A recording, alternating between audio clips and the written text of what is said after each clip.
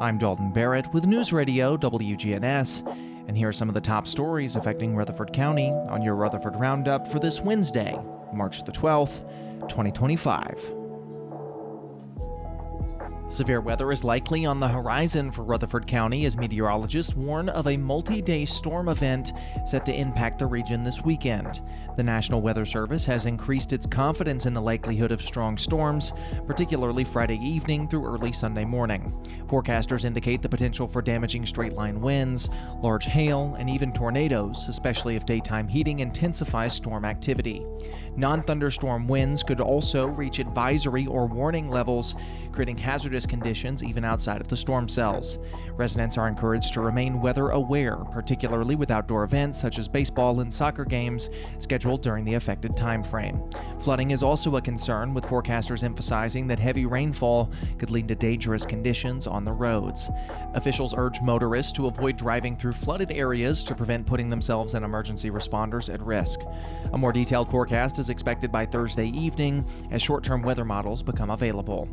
Meanwhile, Rutherford County's Fire and Rescue responded to a residential fire early Tuesday morning on Compton Road in Murfreesboro. Firefighters arrived around 3 a.m. to find the flames engulfing the roof of the home. Thanks to quick action, crews contained the fire and prevented further damage. Fortunately, the homeowners managed to escape unharmed. Additional agencies, including the Murfreesboro Fire Rescue and Rutherford County EMS, provided support at the scene, while the American Red Cross is assisting in dispatched residents. Investigators have since classified the fire as accidental, and authorities remind residents to check smoke detectors regularly and have emergency escape plans in place to ensure safety in case of fire. Farmers, business owners, and consumers across the state are feeling the effects of tariffs imposed on goods from China, Mexico, and Canada. While some, like Wilson County resident Bill Pratt, support the tariffs as strong economic stance, others like George Kim worry about rising costs and economic instability. The tariffs have already led to retaliatory measures, including a 15% tariff from China on the U.S., farm products such as soybeans and Canadian providences pulling Jack Daniels from store shelves. At the same time, the Department of Government Efficiency has announced spending cuts affecting several federal offices in Middle Tennessee.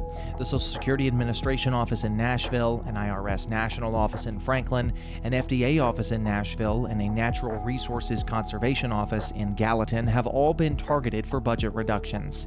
Tennessee Senator Marsha Blackburn previously stated that these measures are saving the federal government approximately $1 billion per day. Meanwhile, concerns over declining vaccination rates are growing in the state. While Tennessee has yet to report any measles cases in 2025, health officials warn that falling immunization numbers could lead to outbreaks. According to Maury Regional Health, measles is a highly contagious virus with potentially severe complications, including pneumonia and brain inflammation. Experts like Dr. William Schaefer of Vanderbilt University Medical Center emphasize the importance of vaccines, citing historical data showing that before the MMR vaccine was introduced, hundreds of children died annually from the disease. The Tennessee Department of Health has reported a significant drop in MMR vaccination rates among young children, with Williamson County seeing rates decline from 44.3% in 2019 to only 33.6% in 2024. Healthy eating could come with a smaller price tag in Tennessee if a bill to cut the state's grocery tax on fruits and vegetables passes. The bill, sponsored by Senator Ramesh Akbari and Representative John Ray Clemens, would eliminate the 4% grocery tax on fresh, frozen, and canned fruits and vegetables. The bottom line is this: people are already struggling to make ends meet, Senator Akbari said. The bill was scheduled for debate in its first House subcommittee on Tuesday, but was deferred to next week. While both Democrats and Republicans have proposed their own grocery tax reduction bills, House Speaker Cameron Sexton has expressed skepticism about a complete grocery tax repeal. Instead, he suggested focusing on essentials like milk, eggs, and bread. Grocery shoppers across Tennessee have voiced support for any reduction, citing the rising cost of living. Meanwhile, Tennessee lawmakers continue to debate whether public school districts should be allowed to deny enrollment to undocumented children. HB 793, sponsored by House Majority Leader William Lamberth, would permit local education agencies to require proof of citizenship for school enrollment, similar to proof of residency and immunizations. Proponents argue argue that local districts should have control over enrollment policies, while opponents, including educators and advocacy groups, claim that denying education based on immigration status is an attack on fundamental rights. Protesters, including young children, have rallied at the state capitol, voicing their opposition to the bill. The measure recently passed out of the House K-12 subcommittee on a 5-3 vote and is now heading for the full House Education Committee for further discussion. Tiana Tipton pled guilty to all charges in connection with the murder of Maya Fuller on Tuesday. The plea occurred less than 1 week before the trial was set to commence. Following the plea, Judge Brody Kane immediately sentenced Tipton to life in prison, with additional sentencing to occur at a later date. The plea followed a lengthy investigation. Maya Fuller of Murfreesboro was found dead at 2165 Trammell Lane in southeast Wilson County on August the 6th, 2022. Following an investigation by the Wilson County Sheriff's Office Criminal Investigation Division, Tiana Tipton was indicted on 1 count of first-degree murder, felony murder, kidnapping, and abuse of a corpse. 3 co-defendants still await trial.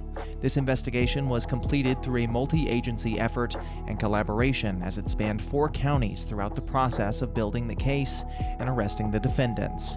The investigation revealed that Maya Fuller had been abducted from Island Vibes nightclub in Nashville. After a severe assault, she was locked in the trunk of Tiana Tipton's car and driven to Trammell Lane in Lebanon, Wilson County, where Tipton shot and killed her. Meanwhile, Middle Tennessee is seeing longer days and warmer temperatures, with forecasts featuring more 60s and 70s and fewer 20s and 30s. But is it time to start planting? Although no freezing temperatures appear in the 7-day forecast, the average last freeze in Middle Tennessee happens towards the end of March. Adam Chapman, general manager of Bates Nursery, advises waiting until at least mid-April before planting warm season vegetables. For those eager to get a head start on warm weather plants, Chapman recommends using PVC pipe and clear plastic to create makeshift greenhouses to protect young plants and warm the soil. That's all for now. For updates on these and more local news stories, be sure to check out our website, WGNSradio.com, or follow us on social media at News Radio WGNS on Facebook and X. I'm Dalton Barrett with News Radio WGNS, and I'll talk to you later.